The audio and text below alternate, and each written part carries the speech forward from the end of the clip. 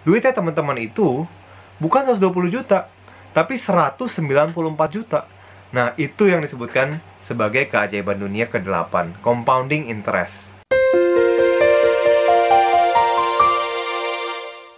Halo Sobat Sukses, kalian pernah nggak sih ada pertanyaan, bisa nggak sih, emang bisa ya, gue sebagai karyawan gue bisa jadi orang yang kaya gitu.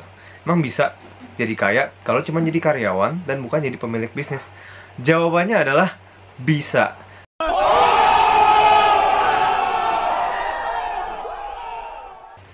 Di video kali ini kita akan bahas gimana caranya bisa kaya walaupun cuma jadi karyawan dan bukan jadi pemilik bisnis. Kita akan bahas gimana step-stepnya. Welcome to YouTube channel Bosan Jadi Karyawan. Kenalin dulu, nama gue Andre.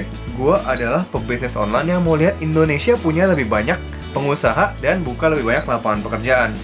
Di channel ini kita biasa bantu karyawan, mahasiswa, dan pebisnis pemula buat bangun bisnis yang sukses dan jadi kaya. Yang belum subscribe, boleh banget di-subscribe dulu karena kita akan bahas bisnis dan juga investasi setiap minggunya. Yuk, langsung kita masuk ke materinya. Buat teman-teman yang mau kaya, harus definisi dulu kaya itu apa sih? Karena definisi kekayaan setiap orang kan beda-beda. Mungkin ada orang-orang yang bilang, oke, gue dengan punya 10 juta aja gue udah kaya, ya kan? Ada orang-orang juga yang harus punya 10M atau 1M atau 2M misalnya, baru dia bilang, oke, gue kaya nih sekarang. Jadi teman-teman coba di-set target dulu. Targetnya kaya itu tuh punya berapa, punya uang berapa gitu ya. Dengan kita tahu targetnya, jadi kita bisa kejar ke sana. Nah, di video kali ini gue akan bahas gimana sih step-stepnya atau cara-caranya buat kita kejar angka yang kita mau, ya. Itu yang pertama harus dilakuin. Oke, misalnya tadi teman-teman udah pikirin target kekayaan yang teman-teman mau capai itu angka berapa sih? Teman-teman boleh tulisin sekarang, gue tunggu angkanya berapa. Ambil catatan yuk, karena dengan kita mencatat, kita bisa lebih termotivasi buat mencapai angka yang kita udah tentuin. Dan juga mungkin di bawahnya setelah tulis angkanya gede gitu ya, habis itu di bawahnya boleh kita tulis cara-caranya gimana aja. Oke, yuk ambil catatannya, karena dengan mencatat kita bisa ingat lebih lama. Oke, cara pertama adalah kita harus punya pekerjaan yang bisa kasih kenaikan setiap tahun itu 10-30%. Karena kalau kita nggak ada kenaikan nih, kita nggak ada kenaikan gaji setiap tahun, gimana caranya kita bisa berkembang dan gimana caranya kita bisa kaya gitu ya. Jadi coba teman-teman cari pekerjaan apa sih yang bisa kasih pendapatan kenaikannya bisa sampai 10-30%. Oke, itu yang step pertama. Oke, yang step kedua adalah setelah teman-teman udah ketemu nih, kira-kira pekerjaan apa sih yang bisa kasih kenaikan 10-30%, teman-teman harus rutin ya, ini kata kuncinya rutin dan konsisten buat nabung itu atau sisihin pendapatan kalian 20%. 20% dari total pendapatan kalian tabung, jadi bukan semuanya dihabisin gitu ya. Nah, kalau misalnya pendapatannya itu naik setiap tahun, nabungnya juga harus naik presentasinya. Jangan persentasenya misalnya nih, yang sebelumnya gaji 5 juta, oke bisa nabung 20% gitu ya, bisa nabung 1 juta.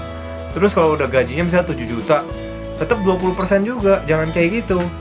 Kalau misalnya dari gajinya teman-teman udah naik, ya persentasenya juga gedein gitu ya, karena kan lebih ada margin kan. Yang awalnya teman-teman bisa, ibaratnya konsumsinya misalnya cuman 4 juta ya, teman-teman bisa nabung 1 juta. Ya kalau bisa saat gajinya naik 7 juta, konsumsinya tetap 4 juta. Ya, nabungnya yang gede, nabungnya yang lebih gede. Cara ketiga adalah saat teman-teman udah nabung 20% tadi, jangan cuma ditaruh di bank doang. Nah, yang 20% tadi dari tabungan itu teman-teman harus investasiin ke investasi yang bisa kasih return atau timbal baliknya ya, itu 10% lah minimum per tahunnya. Jadi, dengan teman-teman investasiin, misalnya teman-teman investasiin 10 juta ya, dengan angka 10 juta misalnya lebih gampang. Terus dia kasih 10% per tahun. Berarti setiap tahun teman-teman bisa dapat 1 juta lagi. Nah, 1 jutanya itu jangan dipakai.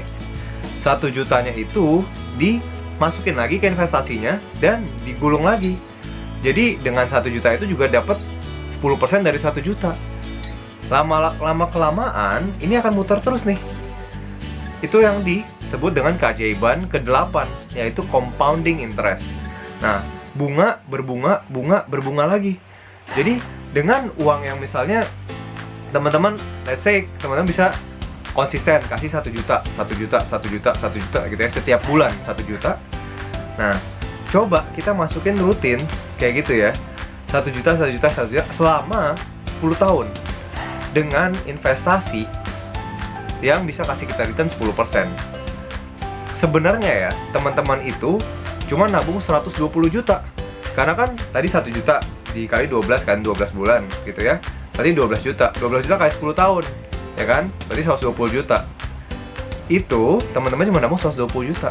Tapi karena ada compounding interest itu yang 10% per tahun, teman-teman duitnya di waktu udah 10 tahun ya, duitnya teman-teman itu bukan 120 juta, tapi 194 juta.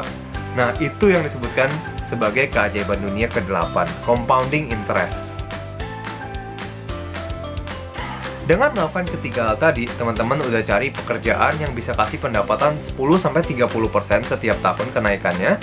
Lalu, teman-teman udah bisa sisihin 20% setiap bulannya. Dan teman-teman bisa cari investasi, taruh yang 20% tadi di investasi yang bisa kasih return atau bunga 10% per tahunnya.